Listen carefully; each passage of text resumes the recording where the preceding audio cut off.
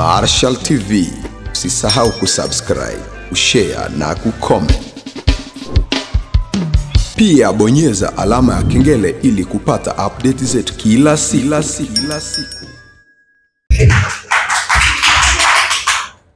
Mungu awabariki. Hata siku nyingine mkija mtuletee mtu tuwe kundi na sisi tujitakatule huko mbele. Kama mtakuta kina mama muvike. Bwana Yesu asifiwe. Asante. Kwangu ni hapa kambini pale kade 9/17 ndio pangu pale. Kifika pale unauliza kwa mwalimu wa kanisa la Parago ndio wapi. Lakini yote nikwambie, nimesimama ili nikuambie kitu kimoja ambacho tunakipenda sana. Kwa wale watu wanaleta madhara.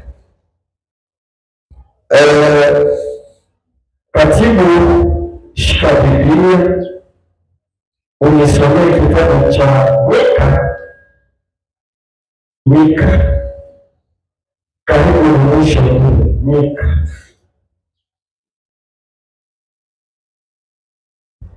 Mika 7:5-6. Mika 7:5-6.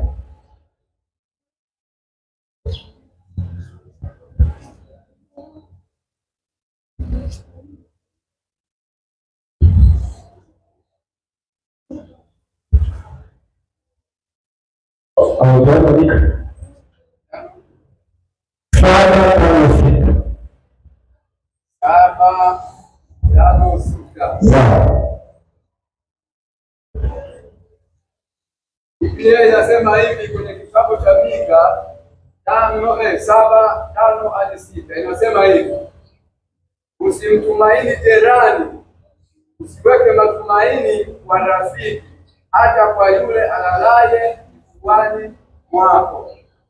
Uwe mwangalifu kwa maneno yako. 6. Kwa kuwa Bwana humdharau baba yake, naye binti ulinuka dhidi ya mama yake. Mkwe huwa kinyume na mama mkwe. Adui wa mtu ni wale wa nyumbani mwake hasa. Bwana Yesu asifiwe. Amen. Bwana Yesu asifiwe. Usiamini rafiki. Ndio katika politika. Usiamini rafiki. Ila tu samani nina siku 3 mafua yamenigonga. Kwanza nishukuru kwa leo. Lakini tena rafiki ni mtu gani?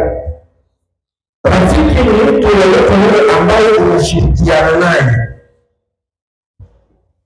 Rafiki ni mtu yeyote yule ambaye unashirikiana naye. Kwa upande wa kina mama, utakuta kina mama wawili wenye rika hii moja wanashirikiana. Kama nikwenda shambani hadi mwenye amsomaje ili wakwenda shambani. Kama ni kuokoa pamoja, wanakuja wanakwenda wanaongea maneno yao watu hao wawili. Kuokoa tena wanarudi wao wawili. Lakini utakwenda kuleta hao marafiki wawili, kuna maneno ya siri ambayo wanakuzana, na kuna maneno mengine ya kujenga ambayo wanaulizana, na kuna maneno mengine ya kubomoa ambayo wanapizana. Yanakuwa neno la siri la kujenga na la kubomoa. Lakini sitasema maneno. Bwana Yesu asifiwe. Amen. Lakini ukiwaangalia sana hao marafiki wawili,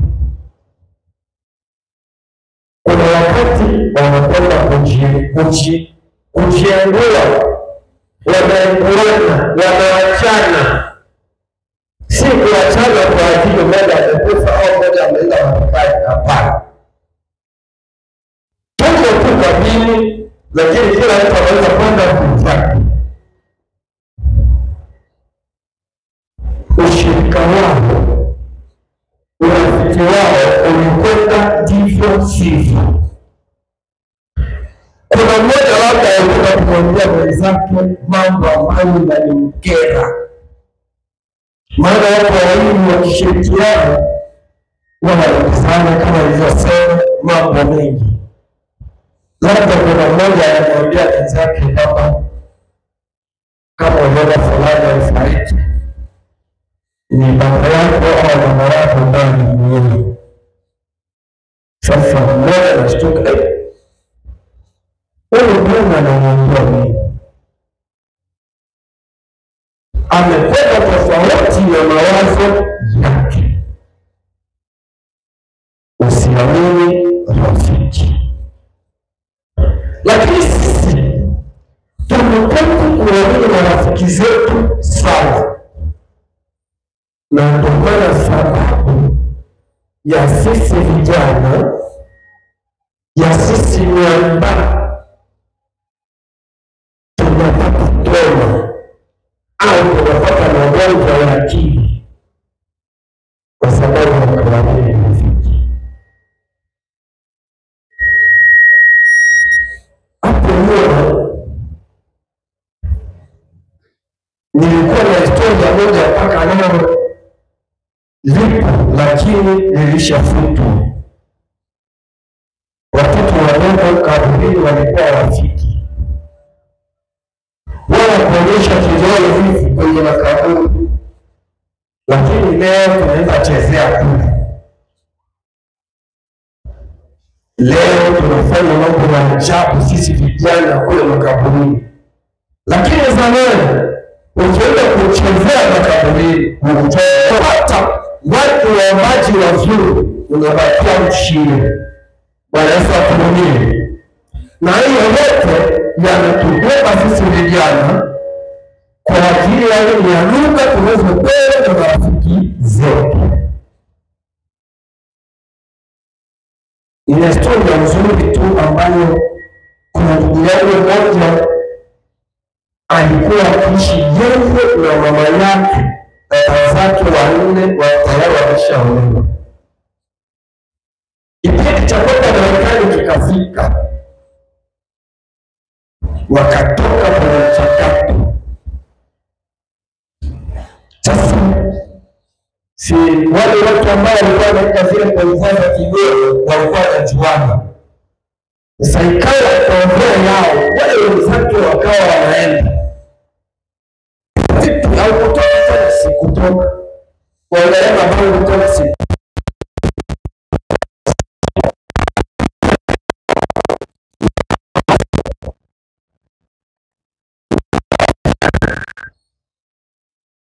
Akamwambia kwamba angatumuhulana iya Bulaya ali ukinyooke,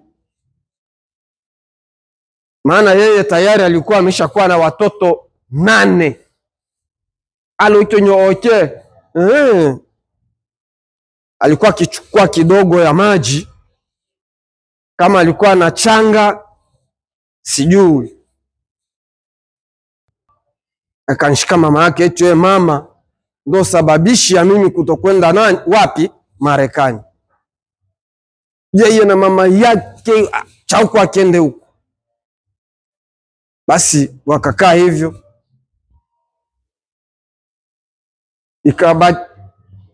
ikabatikana mama yake akaenda Marekani, yeye akakaa huku mpaka watu akamwambia kwamba sijui kama utakwenda Marekani, maana mama yako alikwenda na hasira. Ukiangalia kwenye kitabu cha Waefeso 6 inasema kwamba waheshimu baba yako na mama yako.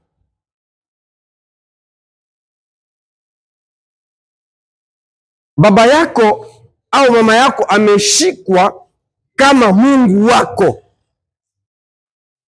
Lakini wewe unakwenda kumchukua mama yako kama mtu ambaye sijui utamhitaji, binamu yako au bibi, mama yako aliyekuzaa. Umekubali maneno ya marafiki zako, ukaleta wasama katika familia yako, hasa kwa mama yako alokuzaa au baba yako alokuzaa. Ule na msembu. Kijana alizama hapa mpaka kachoka. Ila tu watu wenye elimu, watu wenye maono wakamwendea, wakamwambia kwamba ingekuwa heri umuombe mamako msamaha. Msamaha kuliko kukaa hivi watu wanaombana msamaha kwenye simu. Kwa bahati nzuri na yeye akaenda. Bwana Yesu aturumie. Lakini sasa acha nikuambie, rafiki zako wa aina hiyo usiwakaribie. Ni rafiki wabaya wabaya wabaya. Angalia, mama yako anachukua mimba, anakaa na wewe miezi 9, wengine wanafanya mwaka. Ni mchimba vile wanua mama mimba ya mwaka, anakuja kukuzaa wewe kijana. Alafu huyo mama, kwa sababu umekuwa umetuna, umekuwa tafu kama Goliati, unamwona mama yako unamdharau, maneno ambao unakwenda kuachota kwa marafiki zako ambao na wao ni hawakutengenezwa vizuri.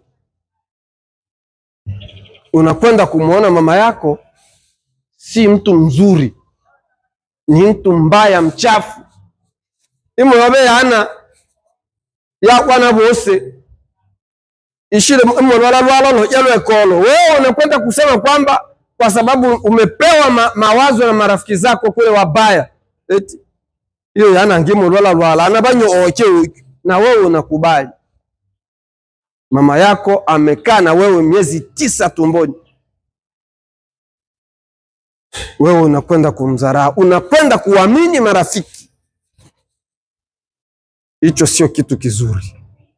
Kama miongoni mwetu tuna tabia kama hiyo, tunaamini maneno ya marafiki kuzidia wazazi wetu, tuachane nayo. Yatasababisha hata ile kuonana na uso wa Mungu hatutaona. Rafiki yetu mkubwa ni Yesu Kristo. Bwana Yesu asifiwe. Bwana Yesu asifiwe. Kwa sababu gani Yesu Kristo? Tazama, aliacha ungu wake mbinguni, akaja kuteswa hapa duniani kwa ajili yetu. Tulikuwa nyuma sana. Tulikuwa nyuma sana. Yani tulikuwa kwenye matope ya ajabu. Hakuja hapa duniani kwa ajili ya watakatifu. Ilikuwa kwa ajili yetu sisi ambao tulikuwa tumejaa matope ya kila aina. Tabia zote tulikuwa nazo. Lakini alituita, njooni bana, njooni, njooni tukae pamoja. Njooni tukae pamoja. Akatukumbatia. Ila wengine bado wanarudi nyuma. Hawajui rafiki ni nani. Rafiki wa kuishi naye, wa kupatia mawazo mazuri ni nani? Anayekulinda mchana na usiku. Huyo rafiki yetu ni Yesu Kristo. Bwana Yesu asifiwe. Okay, twende tumalizie na kitabu cha Mithali 1:10. Tusikie panasemwa nini. Mithali 1:10.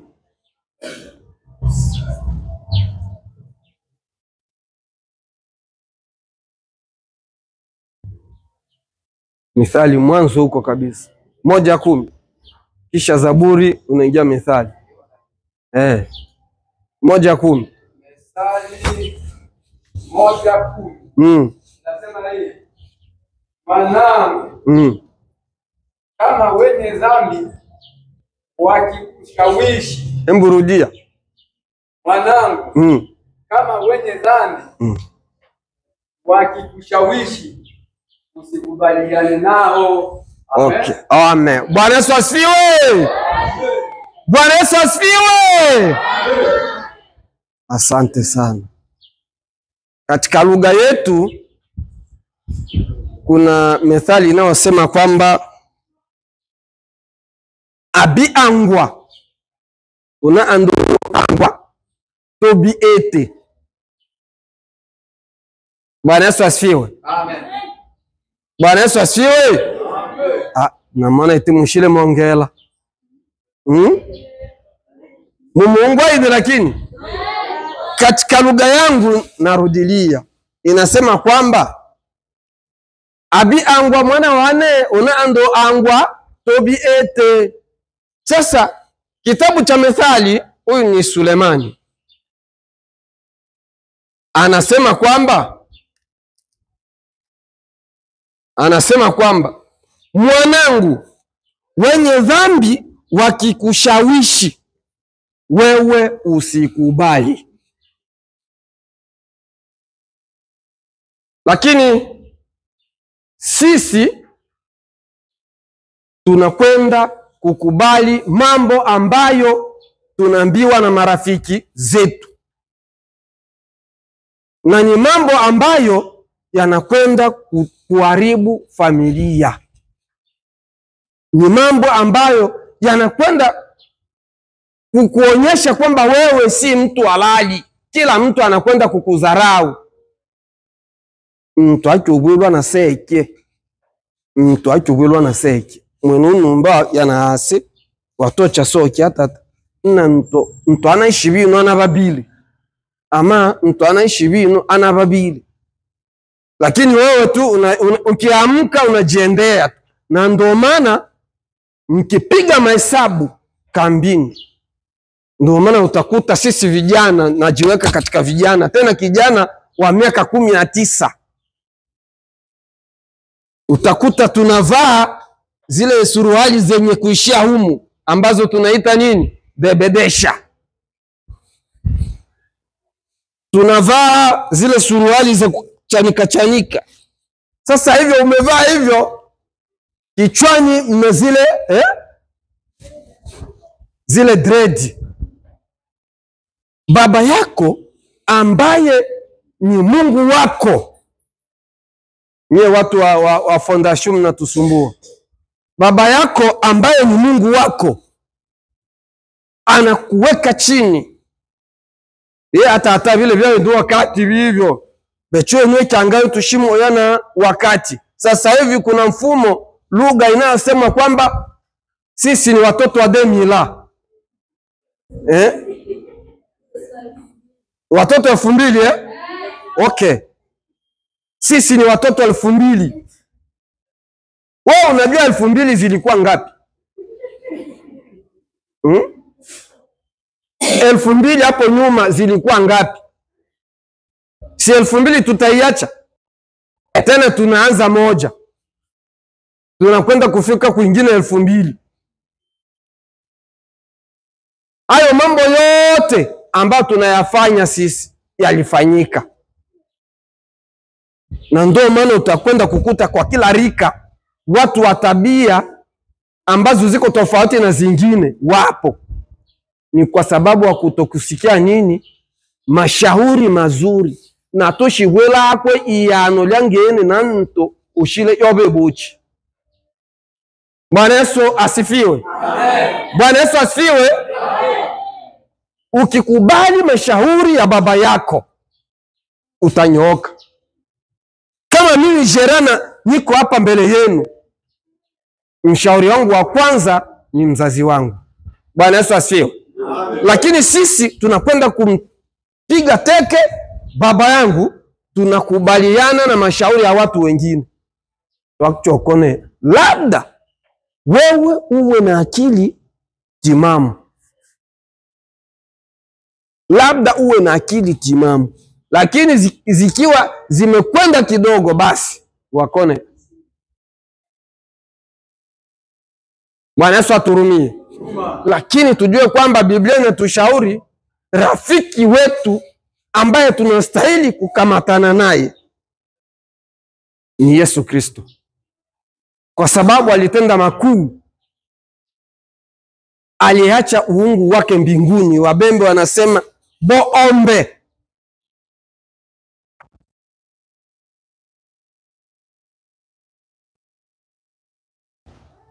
Lakini sisi yeye aliyekuja kwetu sisi tena utubula hiyo bwana yo ndio mwana wa Mariamu na Yusufu huyo. Unaona? Kwa hiyo tumkubali Yesu Kristo kama rafiki yetu, kama rafiki yetu. Tunakwenda kusahau Yesu Kristo, tunakwenda kusahau, kudharau maneno ambayo tumekwenda kuambiwa na wazee wetu waliotuzaa. Tunakubaliana na maneno ya marafiki zetu ambao ni maneno ya kutupotosha.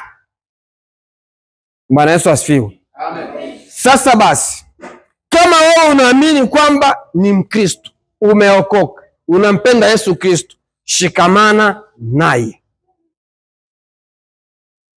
Shikamana naye, na yeye kweli atakuwa pamoja na wewe, na hautahangaika na kitu. Nikwambie, hautahangaika na kitu. Si yeye yupo? Alitupenda, alijitoa kwa ajili yetu. Kwa nini tuhangaike? Kwa nini tuhangaike? Kwa hiyo wale marafiki wetu wote wengine ambao wana mashauri mabaya, hayawezi yakajenga mtu, yanaweza kumpoteza mtu, tuachane nao.